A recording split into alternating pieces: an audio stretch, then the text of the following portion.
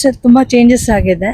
ಒಂದು 98% ಅಟ್ಲೀಸ್ಟ್ ಅದು ವರ್ಕ್ ಆಗಿದೆ ನಮ್ಮ ಇದರಲ್ಲಿ. ಬಟ್ ನಾನು ಹೇಳ್ತಾ ಇದ್ದೀನಿ, ನನ್ನ ಒಪಿನಿಯನ್, ಯಾವುದೇ ಕಾರಣಕ್ಕೂ ಕಾಂಟ್ರಾಕ್ಟ್ ಕೊಡಕ್ಕೆ ಹೋಗಬೇಡಿ. ನಿಂತ್ಕೊಂಡು ನೀವು ಮನೆ ಕಟ್ಸಿ, ನಿಮಗೂ ಒಂದು ಐಡಿಯಾ ಬರುತ್ತೆ. ಕಟ್ಟೋದು ಒಂದೇ ಸಲ ಮನೆ ಕಟ್ಟಬೇಕಾದ್ರೆ ನಾವೇನು ಮಾಡ್ತೀವಿ, ಯಾರು ಕಡಿಮೆ ದುಡ್ಡಲ್ಲಿ ಮಾಡಿಕೊಡ್ತಾರೆ ಅವ್ರನ್ನ ಹುಡ್ಕಕ್ಕೆ ಹೋಗ್ತೀವಿ. ಪ್ಲಾನಿಂಗ್ ತೊಗೊಳ್ಳಿ, ಲೈನ್ಔಟಿಗೆ ಖಂಡಿತ ಅವ್ರನ್ನ ಕರೆಸ್ಕೊಳ್ಳಿ. ಲೈನ್ಔಟ್ ಮಾಡಬೇಕಾದ್ರೆ ನಾವಿರ್ಬೇಕು ನಿಮ್ಮ ಜೊತೆ. ಆವಾಗ ನಿಮಗೆ ಸಾಕಷ್ಟು ಮಾಹಿತಿ ತಿಳಿಸೋಗ್ತೀವಿ. ಮುಂದೆ ಏನು ಮಾಡಬೇಕು, ಹೇಗೆ ಮಾಡಬೇಕು ಎಲ್ಲವನ್ನು ತಿಳಿಸೋಗ್ತೀವಿ. ನೋಡಿ, ಹೊಸ ಲೈನ್ ಇವೆಲ್ಲ ಹೊಸದಾಗಿ ಕಟ್ಟಿರ್ತಕ್ಕಂಥದ್ದು. ಇವಾಗ ನಾವು ಲೈನ್ ಮಾರ್ಕ್ ಮಾಡಿ ಹೊಸದಾಗಿ ಇದನ್ನು ರೀಪ್ಲಾನ್ ಮಾಡಬೇಕಾಗಿ ಬಂತು. ನಾವಿವತ್ತು ದೇವನಹಳ್ಳಿಯಲ್ಲಿ ಇದ್ದೀವಿ. ದೇವನಹಳ್ಳಿಯ ಈ ಜಾಗದಲ್ಲಿ ವಾಸ್ತು ವೀಕ್ಷಣೆಗೆ ಬಂದಿದ್ದೀವಿ. ಈ ಜಾಗವನ್ನು ನೋಡ್ಕೊಳ್ಳಿ ಯಾವ ರೀತಿಯಾಗಿದೆ ಅಂತ. ಇಲ್ಲಿ ಏನೇನು ತಪ್ಪಿದೆ, ಏನೇನು ಮಿಸ್ಟೇಕ್ ಇದೆ ಪ್ರತಿಯೊಂದನ್ನು ನೋಡೋಣ. ಅದಾದಮೇಲೆ ಪ್ರತಿಯೊಂದನ್ನು ನಿಮಗೆ ಅಲ್ಲಿ ಕರಾರುವಕ್ಕಾಗಿ ತೋರಿಸ್ಕೊಡ್ತೀನಿ. ನೋಡಿ, ಎಲ್ಲ ಕಾಲಮ್ಗಳು ಎಲ್ಲ ರೈಸ್ ಆಗಿದ್ದಾವೆ. ಆದರೂ ಕೂಡ ಓನರ್ ನಮ್ಮನ್ನು ವಾಸ್ತು ವೀಕ್ಷಣೆಗೆ ಕರೆದಿದ್ದಾರೆ. ಓಂ ಅನಘಾಯ ನಮಃ.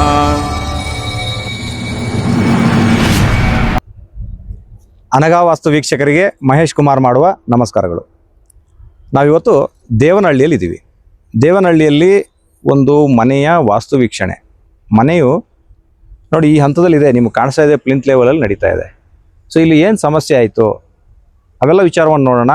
ಮತ್ತು ಏನು ಪರಿಹಾರಗಳೇನು, ಮತ್ತು ವಾಸ್ತು ಅನ್ನೋಂಥದ್ದು ಯಾವ ರೀತಿಯಲ್ಲಿ ಕೆಲಸ ಮಾಡುತ್ತೆ, ಏನೆಲ್ಲ ಬೆನಿಫಿಟ್ ಆಗುತ್ತೆ ಅನ್ನೋದನ್ನು ಕೂಡ ಓನರು ನಿಮಗೆ ತಿಳಿಸ್ತಾರೆ. ಈ ಹಿಂದೆ ಅವರ ಮನೆಯ ವಾಸ್ತುವನ್ನು ನೋಡಿ ಅವರಿಗೆ ಸಾಕಷ್ಟು ಮಾಹಿತಿಯನ್ನು ನೀಡಿದಾಗ ಅದರ ಫಲಸ್ವರೂಪವಾಗಿ ಅವರಿಗೆ ಸಾಕಷ್ಟು ಒಂದಷ್ಟು ಒಳ್ಳೆಯ ಅನುಭವಗಳಾಗಿದ್ದಾವೆ. ಅದನ್ನು ಕೂಡ ಅವರು ಹಂಚ್ಕೊಳ್ಳಿಕ್ಕಿದ್ದಾರೆ. ಸರ್ ನಮಸ್ಕಾರ. ಸರ್ ನಮಸ್ತೆ. ನಾನು ಸಾಕಷ್ಟು ಬಾರಿ ಹೇಳ್ತಾ ಇರ್ತೀನಿ, ಇಗ್ನೋರೆನ್ಸ್ ಮಾಡಿಬಿಡಿ. ಒಂದು ಚಿಕ್ಕ ಇಗ್ನೋರೆನ್ಸು ನಿಮ್ಮನ್ನು ಸಾಕಷ್ಟು ಖರ್ಚಿಗೆ ಒಳಪಡಿಸುತ್ತೆ ಅಥವಾ ಸಾಕಷ್ಟು ಸಮಸ್ಯೆಗೆ ಒಳಪಡಿಸುತ್ತೆ. ಸೊ ಏನು ಮಿಸ್ಟೇಕ್ ಆಗಿದೆ ನೋಡಿ. ಇಗ್ನೋರೆನ್ಸ್ ಅಂದರೆ ಏನಂದರೆ ಲೈನ್ಔಟ್ ಹಂತದಲ್ಲಿ ನಮ್ಮ ಅವಶ್ಯಕತೆ ಇತ್ತು. ಆದರೆ ಲೈನ್ಔಟ್ ಹಂತದಲ್ಲಿ ಇವರು ಇಗ್ನೋರೆನ್ಸ್ ಮಾಡಿದಾಗ ಅಲ್ಲಿ ನೈಋತ್ಯ ಮೂಲೆಯನ್ನು ಬೆಳೆಸಿಬಿಟ್ಟಿದ್ದಾರೆ. ಸೊ ಈ ರೀತಿಯಾಗಿ ಮನೆಯನ್ನೇ ತಿರುಗಿಸ್ಬಿಟ್ಟಿದ್ದಾರೆ. ಈ ಲೈನ್ಔಟ್ ಮಾಡೋರ್ಗೂ ಕೂಡ ಸಾಕಷ್ಟು ಮಾಹಿತಿ ಇದ್ರೂ ಆ ಒಂದು ಸಣ್ಣ ಮಿಸ್ಟೇಕು ಕೂಡ ಸಾಕಷ್ಟು ನಿಮಗೆ ಸಮಸ್ಯೆಯನ್ನು ತಂದುಬಿಡುತ್ತೆ. ಹಾಗೆಯೇ ಈ ನಮ್ಮ ಜೊತೆ ಮನೆಯ ಓನರ್ ಆದಂಥ ಸರ್, ತಮ್ಮ ಹೆಸರು? ರವಿಕಿರಣ್ ಅಂತೇಳಿ, ಮತ್ತು ಶ್ವೇತಾ. ಸೊ ಓನರು ಸಹ ನಮ್ಮ ಜೊತೆ ಇದ್ದಾರೆ. ಅವರು ಕೂಡ ಅವರ ಒಂದು ಅಭಿಪ್ರಾಯವನ್ನು ನಿಮಗೆ ತಿಳಿಸ್ತಾ ಇದ್ದಾರೆ. ಯಾಕಂದರೆ ನೀವು ಈ ಮಿಸ್ಟೇಕ್ ಮಾಡಬೇಡಿ ಅನ್ನೋದು ಅವರ ಒಂದು ಆಶಯ ಆಗಿದೆ.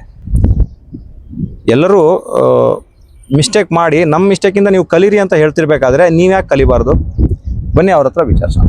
ನಮಸ್ತೆ ಮೇಡಮ್. ನಮಸ್ತೆ ಸರ್. ಹೇಳಿ, ಇವಾಗ ಶುರುವಾಯಿತು ಮನೆ? 15 days ಬ್ಯಾಕ್ ಸ್ಟಾರ್ಟ್ ಆಯಿತು ಪೂರ್ತಿ. ಈಗ ಅಂದರೆ ನಾವು ಕಾಲಮ್ ಮಾಡೋವಾಗಲೇ ರಾಂಗ್ ಆಗಿದೆ, ಮೆಜರ್ಮೆಂಟ್ಸ್ ಎಲ್ಲನೂ ಇದಾಗಿದೆ. ಈಗ ಏನಂದರೆ ಒಂದಕ್ಕೆ ಡಬಲ್ ಖರ್ಚು ಅನ್ನಂಗೆ ಒಂದನ್ನು ತೆಗೆದು ಈಗ 2 ರೀಪ್ಲೇಸ್ ಮಾಡೋ ಥರ ಆಗಿದೆ ನಮ್ಮ ಪರಿಸ್ಥಿತಿ. ಹೌದು, ಕರೆಂಟ್ಲಿ. ಅದು ಯಾಕೆ ಹಂಗಾಯ್ತು ಅಂದರೆ ಅವ್ರು ಕೊಟ್ಟಿರೋ ಪ್ಲಾನೇ ರಾಂಗ್ ಇತ್ತು ನಿಮಗೆ? ಹೌದು, ಪ್ಲಾನಿಂಗೇ ರಾಂಗ್ ಇತ್ತು. ಆಕ್ಚುಲಿ ವಾಸ್ತು ಏನಾಗಿತ್ತು ಅಂದ್ರೆ, ನಾವಿಲ್ಲಿ ದೇವನಹಳ್ಳಿಯಲ್ಲಿ ರಾಜೇಶ್ ಅನ್ಬಿಟ್ಟು ನಮಗ್ ಪ್ಲಾನ್ ಹಾಕೊಟ್ಟಿದ್ರು. ಆಕ್ಚುಲಿ ಅವ್ರ ಕಾಲಮ್ಸ್ ರಾಂಗ್ ಮಾಡಿದ್ದಾರೆ. ಆಕ್ಚುಲಿ ನಾವು ಕನ್ಸ್ಟ್ರಕ್ಷನ್ ಸ್ಟಾರ್ಟ್ ಮಾಡ್ಬೇಕಾದ್ರೆ ನಮ್ಗೆ ಐಡಿಯಾ ಬಂತು, ಹಂಗೂ ನಾವೇನೋ ಮಾಡೋಣ ಅಂತ ಇದು ಮಾಡಿದ್ವಿ. ಬಟ್ ಅವರಿಂದ ನಮಗೂ ಸ್ವಲ್ಪ ಪ್ರಾಬ್ಲಮ್ ಆಯಿತು. ಮೇನ್ ಇಂಜಿನಿಯರ್ಸು ಸರಿಯಾಗಿ ನಮಗೆ ಪ್ಲಾನ್ ಕೊಡಲ್ಲ. ಅವ್ರಿಗೆ ಅವ್ರು ಏನು ಮಾಡ್ತಾರೆ ಅಂದರೆ, ಬರೀ ಕಾಂಟ್ರಾಕ್ಟ್ ಕೊಟ್ಕೊಡ್ಲಿ, ನಮಗೆ ಕೊಟ್ಕೊಡ್ಲಿ ಎಲ್ಲ ಕೆಲಸ, ನಾವು ಹೆಂಗೆ ಬೇಕೋ ಮನೆ ಕಟ್ಕೊಂಡು ಹೋಗ್ಬೋದು, ದುಡ್ಡು ಮಾಡಿಬಿಡು ಅಂತಾರೆ. ಬಟ್ ನಾನು ಹೇಳ್ತಾ ಇದ್ದೀನಿ, ನನ್ನ ಒಪಿನಿಯನ್ನು, ಯಾವುದೇ ಕಾರಣಕ್ಕೂ ಕಾಂಟ್ರಾಕ್ಟ್ ಕೊಡಕ್ಕೆ ಹೋಗಬೇಡಿ. ನಿಂತ್ಕೊಂಡು ನೀವು ಮನೆ ಕಟ್ಸಿ, ನಿಮಗೂ ಒಂದು ಐಡಿಯಾ ಬರುತ್ತೆ, ಪ್ಲಾನ್ ಒಂದು ಬರುತ್ತೆ, ನೀಟಾಗಿ ಮನೆ ಕಟ್ಕೊಂಡು ಹೋಗಿ, ಅಷ್ಟೇ ನಾನು ಹೇಳೋದು. ಹೌದು, ಯಾಕಂದರೆ ನಮಗೆ ಮೇನು ನಾವು ಕಾಂಟ್ರಾಕ್ಟ್ ಕೊಟ್ಬಿಟ್ರೆ ಅವ್ರೇನು ನಮ್ಗೇನು ಐಡಿಯಾನೇ ಬರಲ್ಲ. ಅವ್ರ ಪಾಡ್ಗೆ ಅವ್ರೇನೋ ಅವ್ರ ಬಿಲ್ಡಿಂಗ್ ಅವ್ರು ಮಾಡ್ಕೊಂಡು ಹೋಗ್ತಾರೆ.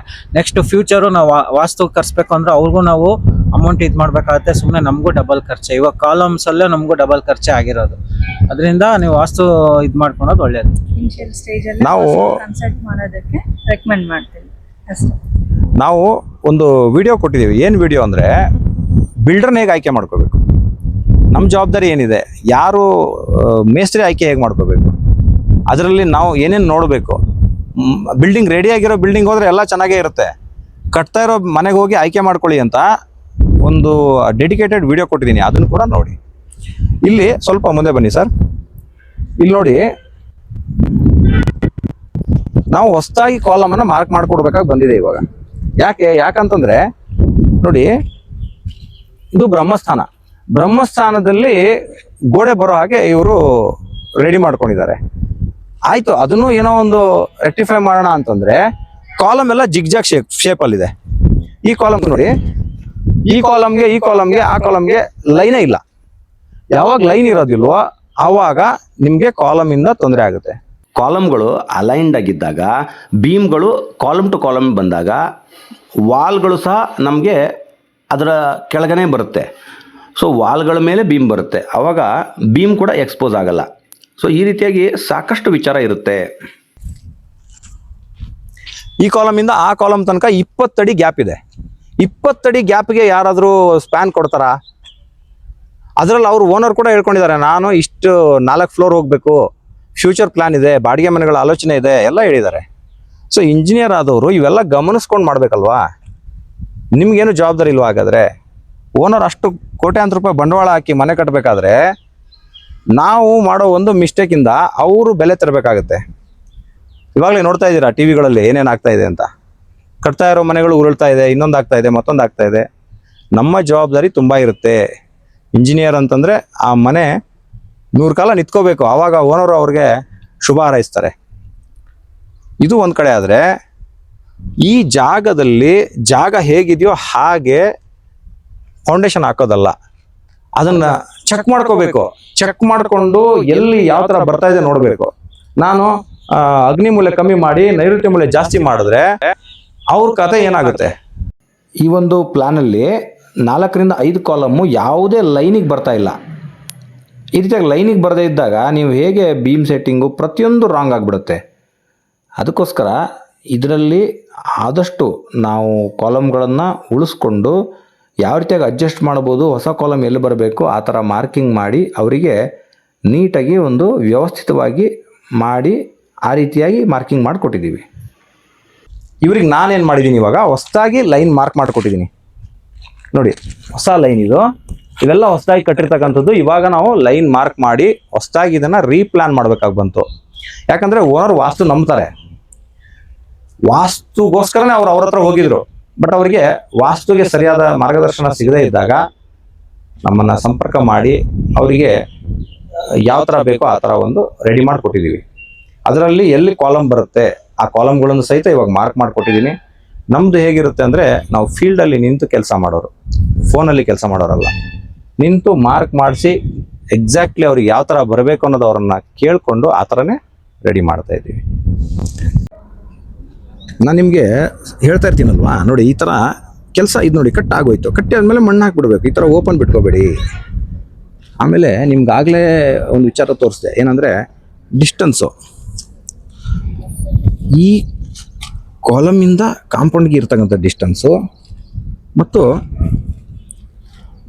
ಈ ಕಾಲಮಿಂದ ಕಾಂಪೌಂಡ್ಗೆ ಇರ್ತಕ್ಕಂಥ ಡಿಸ್ಟೆನ್ಸು, ಅದೇ ರೀತಿ ಈ ಕಾಲಮಿಂದ ಕಾಂಪೌಂಡ್ಗೆ ಇರ್ತಕ್ಕಂಥ ಡಿಸ್ಟೆನ್ಸು ತುಂಬ ವ್ಯತ್ಯಾಸ ಇದೆ. ಆ ಮೂಲೆಯಿಂದ ಈ ಮೂಲೆಗೆ 1 ಅಡಿ ವ್ಯತ್ಯಾಸ ಇದೆ. ಈ ರೀತಿಯಾಗಿ ಇಷ್ಟು ವ್ಯತ್ಯಾಸವಾಗಿ ಯಾವುದೇ ಕಾರಣಕ್ಕೂ ಮಾಡ್ಕೋಬೇಡಿ. ಇದನ್ನೇ ನಾವು ಹೇಳೋದು ಬೆಳೆಯೋದು ಅಂತ. ಇದು ಈಗ ನೈಋತ್ಯ ಮೂಲೆ ನೋಡಿ, ಅದು ನೈಋತ್ಯ ಮೂಲೆಯನ್ನು ಬೆಳೆಸಿದ್ವಿ, ಪಿತೃದೋಷಕ್ಕೆ ಕಾರಣ ಆಗ್ಬಿಡುತ್ತೆ. ನೋಡಿ, ಈ ಕಾಲಮಿಂದ ಇಲ್ಲಿ ಇರುವಂಥ ಡಿಸ್ಟೆನ್ಸ್ ಆಗಲಿ, ಆ ಲಾಸ್ಟ್ ಕಾಲಮಿಂದ ಇರ್ತಕ್ಕಂಥ ಡಿಸ್ಟೆನ್ಸನ್ನು ಗಮನಿಸಿದ್ರೆ ತುಂಬ ವೇರಿಯೇಷನ್ ಇದೆ, ವ್ಯತ್ಯಾಸ. ಇಲ್ಲೂ ಕೂಡ 1-1.5 ಅಡಿ ವ್ಯತ್ಯಾಸ ಇದೆ. ಈ ರೀತಿಯಾಗಿ ಕಾಂಪೌಂಡನ್ನು ರಾಂಗಾಗಿ ಹಾಕ್ಕೋಬೇಡಿ. ಈ ರೀತಿಯಾಗಿ ನೀವು ಹಾಕ್ಕೊಂಡಾಗ್ಲೇ ಮೋಸ ಹೋಗೋದು. ಮತ್ತು ಕೆಲಸಗಳನ್ನು ಮಾಡಬೇಕಾದ್ರೆ ಮೊದಲು ಏನು ನೀವು ಪ್ಲ್ಯಾನಿಂಗ್ ತೊಗೋತೀರಿ, ಪ್ಲ್ಯಾನಿಂಗ್ ತೊಗೊಳ್ಳಿ. ಲೈನ್ಔಟಿಗೆ ಖಂಡಿತ ಅವರನ್ನು ಕರೆಸ್ಕೊಳ್ಳಿ. ಲೈನ್ಔಟ್ ಮಾಡಬೇಕಾದ್ರೆ ನಾವಿರ್ಬೇಕು ನಿಮ್ಮ ಜೊತೆ. ಆವಾಗ ನಿಮಗೆ ಸಾಕಷ್ಟು ಮಾಹಿತಿ ತಿಳಿಸೋಗ್ತೀವಿ. ಮುಂದೆ ಏನು ಮಾಡಬೇಕು, ಹೇಗೆ ಮಾಡಬೇಕು ಎಲ್ಲವನ್ನು ತಿಳಿಸೋಗ್ತೀವಿ. ಸ್ಟೆಪ್ ಬೈ ಸ್ಟೆಪ್ ಮಾಹಿತಿ ಕೊಡ್ತೀವಿ. ಪ್ರತಿ ಸೈಟು ಬೇರೆ ಇರುತ್ತೆ, ದಿಕ್ಕು ಬೇರೆ ಇರುತ್ತೆ, ರಸ್ತೆ ಬೇರೆ ಇರುತ್ತೆ, ಎಲ್ಲ ಚೇಂಜಸ್ ಇರ್ತವೆ. ನೋಡಿ ಇಲ್ಲಿ ಈ ರೀತಿಯಾಗಿ ನಾವು ಸೂಕ್ಷ್ಮ ಜಾಗಗಳನ್ನು ಈ ರೀತಿಯಾಗಿ ಇಷ್ಟೊಂದು ಲೋಡ್ ಹಾಕ್ಕೊಂಡು ಈ ರೀತಿಯಾಗಿ ಮಾಡಿಕೊಂಡು ಮಾಡಬಾರ್ದು. ಇದೆಲ್ಲ ಕೆಲಸವನ್ನು ಡಿಲೇ ಮಾಡಿಸುತ್ತೆ. ಅದ್ರ ಜೊತೆಗೆ ಖರ್ಚು ಜಾಸ್ತಿ ಮಾಡಿಸ್ಬಿಡುತ್ತೆ. ನಿಮ್ಗೆ ಖರ್ಚು ಜಾಸ್ತಿ ಆದರೂ ಆಗಲಿ ಅನ್ನೋ ಥರ ಇದ್ರೆ ಮಾಡ್ಕೊಳ್ಳಿ. ಮೇಡಮ್, ನಾನು ನಿಮ್ಮ ಹತ್ರ ಒಂದು ವಿಚಾರ ಕೇಳಬೇಕೇನಂದ್ರೆ, ನೀವು ನನಗೆ ಫೋನಲ್ಲಿ ಹೇಳಿದ್ರಿ ಲಾಸ್ಟ್ ಟೈಮ್ ನಾನು ನಿಮ್ಮ ಮನೆ ಎಲ್ಲ ವಿಸಿಟ್ ಮಾಡಿದ್ದೆ, ನಿಮ್ಮ ತವ್ರ ಮನೆ ಇರ್ಬೋದು, ನಿಮ್ಮ ಗಂಡನ ಮನೆ ಎರಡು ವಿಸಿಟ್ ಮಾಡಿದ್ದೆ. ಅಲ್ಲಿ ಒಂದಷ್ಟು ಬದಲಾವಣೆಗಳು ಹೇಳಿದ್ದೆ. ಅದರಿಂದ ನಿಮ್ಗೆ ಆಗಿರ್ತಕ್ಕಂತಹ ಒಂದು ಒಳ್ಳೆ ಅನುಭವ ವಾಸ್ತುವಿಂದು ನಮಗೆ ತಿಳಿಸ್ಕೊಡ್ತೀರಾ? ಸರ್ ತುಂಬ ಚೇಂಜಸ್ ಆಗಿದೆ. ಒಂದು 98% ಅಟ್ಲೀಸ್ಟ್ ಅದು ವರ್ಕ್ ಆಗಿದೆ ನಮ್ಮ ಇದರಲ್ಲಿ. ವಾಸ್ತು ಮೇಲೆ ನಂಬಿಕೆ ಬಂತ? ಹೌದು, ನಂಬಿಕೆ ಇದು ನನ್ನ ಬಂದಿದೆ. ಹೌದು. ವಾಸ್ತು ನಂಬದೇ ಇರೋರಿಗೆ ಇದಕ್ಕಿಂತ ಉದಾಹರಣೆ ಬೇಕಾ? ಏನ್ ಮಾಡುತ್ತೆ ಅಂತ ಕೇಳ್ತೀರಾ? ವಾಸ್ತು ನೋಡಿ ಹೇಳ್ತಾರೆ ವಾಸ್ತು ಏನ್ ಮಾಡುತ್ತೆ ಅಂತ. ಇವನ್ ನಾವ್ ಎಷ್ಟೇ ವಾಸ್ತು ಪ್ಲಾನ್ ನಮ್ಮ ಮೂನಾಗ್ ನೋಡಿದಾಗ್ಲೂ ನೀವು ಹೇಳ್ದಂಗೆ ಡಿಗ್ರಿ ಏನೋ ಒಂದ್ ಸಣ್ಣ ಪುಟ್ಟ ಟಿಲ್ಟ್ ಆಗಿರೋದು, ಕಾಲಮ್ ಟಿಲ್ಟಿಂಗ್, ಇದೆಲ್ಲ ಅದು ವರ್ಕ್ ಆಗುತ್ತೆ. ಹೌದು. ಸೊ ಅದಕ್ಕೆ ನಾವು ಕಟ್ಟೋದು ಒಂದೇ ಸಲ ಮನೆ ಕಟ್ಟಬೇಕಾದ್ರೆ ನಾವೇನು ಮಾಡ್ತೀವಿ, ಯಾರು ಕಡಿಮೆ ದುಡ್ಡಲ್ಲಿ ಮಾಡಿಕೊಡ್ತಾರೆ ಅವ್ರನ್ನ ಹುಡ್ಕಕ್ಕೆ ಹೋಗ್ತೀವಿ. ಅಲ್ಲಿ ನಾವು ಮೋಸ ಹೋಗೋದು. ಅವ್ರು ಏನು ಕೆಲಸ ಮಾಡಿದ್ದಾರೆ ಅದನ್ನು ಸ್ವಲ್ಪ ನೋಡಬೇಕು. ನಾವಾದರೆ ನಿಮಗೆ ಎಲ್ಲವನ್ನ ತೋರಿಸ್ತಾ ಇದ್ದೀವಿ, ಹಂತವಾಗಿ ನಮ್ಮ ಚಾನಲಲ್ಲಿ ಎಲ್ಲ ವಿಡಿಯೋಗಳು ಇದ್ದಾವೆ. ಆದರೆ ಕೆಲವೊಬ್ರದ್ದು ಚಾನಲ್ ಇರೋದಿಲ್ಲ. ಆವಾಗ ನೀವೇನು ಮಾಡಬೇಕು, ಅವ್ರು ಮಾಡಿರೋ ಕೆಲಸಗಳನ್ನು, ಕಟ್ಟಡಗಳನ್ನು ಹೋಗಿ ನೋಡ್ಕೊಂಬರ್ಬೇಕಾಗುತ್ತೆ. ಏಕಾಏಕಿ ಯಾರಿಗೋ ನೀವು ಕಾಂಟ್ರಾಕ್ಟ್ ಕೊಡಬೇಡಿ. ಈ ಒಂದು ನಿರ್ಧಾರವನ್ನು ಇವತ್ತೇ ಮಾಡಿ, ಆವಾಗ ನೀವು ಚೆನ್ನಾಗಿರ್ತೀರ. ಮತ್ತು ಇಲ್ಲಿ ಈ ಭಾಗದಲ್ಲಿ ತೋರಿಸಿ ಸರ್. ಎದುರುಗಡೆ ಏನು ರಾಡ್ಗಳು ಕಾಣಿಸ್ತಾ ಇದಾವೆ ನೋಡಿ, ಗುಂಡಿನೂ ಕಾಣಿಸ್ತಾ ಇದೆ. ಇದು ಸಂಪ್ ಅಂದ್ಕೊಂಡು ಮೋಸ ಹೋಗ್ಬೇಡಿ. ಇದು ಸಂಪಲ್ಲ, ಇದು ಆ್ಯಕ್ಚುಲಿ ಇದು ಲಿಫ್ಟನ್ನು ಈ ರೀತಿಯಾಗಿ ಈಶಾನ್ಯದಲ್ಲಿ ಕೊಟ್ಟಂಥ ಮಹಾನುಭಾವರು ಇವರು ಈ ಥರ ಕೊಟ್ಟು ಮೋಸ ಮಾಡಿದ್ದಾರೆ. ಈ ಭಾಗದಲ್ಲಿ ತೋರಿಸಿ ಸರ್. ನೋಡಿ, ನಾ ಸೂಕ್ಷ್ಮ ಭಾಗಗಳು ಅಂತ ಲಾಸ್ಟ್ ಟೈಮ್ ನಿಮಗೆ ವಿಡಿಯೋ ಮಾಡಿಕೊಟ್ಟಿದ್ದೀನಿ. ಪೂರ್ತಿ ಸೂಕ್ಷ್ಮ ಭಾಗವನ್ನು ಈ ರೀತಿಯಾಗಿ ನಾವು ಲೋಡ್ ಮಾಡಿದಾಗ ಮನೆ ಕೆಲಸ ನಿಧಾನ ಆಗುತ್ತೆ. ಇವಾಗ ಇಲ್ಲೂ ಕೂಡ ಹಾಗೆ ಆಗಿದೆ. ಕೆಲಸದಲ್ಲಿ ಇವಾಗ ಏನೋ 2 ಸಲ ಈಗ ಚೇಂಜಸ್ ಆಗಿದೆ. ಈಗ ಬೇರೆ ಬೇರೆ ಕೆಲಸಗಾರ ಚೇಂಜಸ್ ಆಗೋದಾಗ್ಲಿ, ಬಿಲ್ಡರ್ ಚೇಂಜಸ್ ಆಗೋದಾಗ್ಲಿ, ಈ ಥರ ಆಗ್ತಾ ಹೋಗುತ್ತೆ. ಮತ್ತು ಅದೆಲ್ಲದರ ಜೊತೆಗೆ ನೀವೇನು ಮಾಡ್ಬೇಕಂದ್ರೆ, ಒಬ್ಬ ನುರಿತ ವಾಸ್ತು ತಜ್ಞರ ಅವಶ್ಯಕತೆ ಎಷ್ಟಿದೆಯೋ, ಒಬ್ಬ ಇಂಜಿನಿಯರ್ ಅವಶ್ಯಕತೆ ಎಷ್ಟಿದೆಯೋ, ಅಷ್ಟೇ ನುರಿತ ಕೆಲಸಗಾರರ ಅವಶ್ಯಕತೆ ಇದೆ, ಒಬ್ಬ ಮೇಸ್ತ್ರಿ ಅವಶ್ಯಕತೆ ಇರುತ್ತೆ. ಸೊ ಅವರ ಸಪೋರ್ಟ್ ತಗೊಳ್ಳಿ, ಅವರೇ ನಮಗೆ ಕೆಲಸ ಮಾಡಿಕೊಡೋರು. ಆದರೆ ಹೇಗೆ ಮಾಡಿಸೋದು ಅನ್ನೋದಕ್ಕೆ ನಾನು ಸಾಕಷ್ಟು ವಿಡಿಯೋ ಕೊಟ್ಟಿದ್ದೀನಿ. ನೀವು ಗಮನಿಸ್ತಾ ಹೋದರೆ ನಿಮಗೆ ಇಷ್ಟಿಷ್ಟು ಇಂಚಿಂಚು ಮಾಹಿತಿ ನಮ್ಮ ವಿಡಿಯೋದಲ್ಲಿ ಸಿಗುತ್ತೆ. ಸೊ ಈ ರೀತಿಯಾಗಿ ನಿಮಗೆ ಈ ಒಂದು ಬಿಲ್ಡಿಂಗಲ್ಲಿ ಸಾಕಷ್ಟು ವಿಚಾರ ಕಲಿಯೋಕ್ಕೆ ಸಿಕ್ತು ಅಂತ ತಿಳ್ಕೊತೀನಿ. ಅದೇ ರೀತಿ ವಾಸ್ತುವಿನ ವಿಚಾರದಲ್ಲಿ ಕೂಡ ನಿಮಗೆ ಅನುಕೂಲ ಆಯಿತು ಅಂತ ತಿಳ್ಕೊತೀನಿ. ಈ ವಿಡಿಯೋವನ್ನು ಪೂರ್ತಿಯಾಗಿ ನೋಡಿದ್ದಕ್ಕೆ ಧನ್ಯವಾದಗಳು. ಇದೇ ರೀತಿ ಇಂಥ ವಾಸ್ತು ವಿಡಿಯೋಗಳಿಗಾಗಿ ನಮ್ಮ ಚಾನಲ್ನ ಸಬ್ಸ್ಕ್ರೈಬ್ ಮಾಡಿ. ಇಂಥ ವಿಡಿಯೋಗಳನ್ನು 4 ಜನರಿಗೆ ಶೇರ್ ಮಾಡಿದಾಗ ಅವ್ರಿಗೂ ಕೂಡ ಒಂದು ನಂಬಿಕೆ, ಭರವಸೆ, ವಾಸ್ತುವಿನ ಶಕ್ತಿ ಅರ್ಥ ಆಗುತ್ತೆ ಅನ್ನೋದನ್ನು ಹೇಳ್ತಾ ಈ ವಿಡಿಯೋವನ್ನು ಮುಗಿಸ್ತಾ ಇದ್ದೀನಿ. ಧನ್ಯವಾದಗಳು. ನಮಸ್ಕಾರ.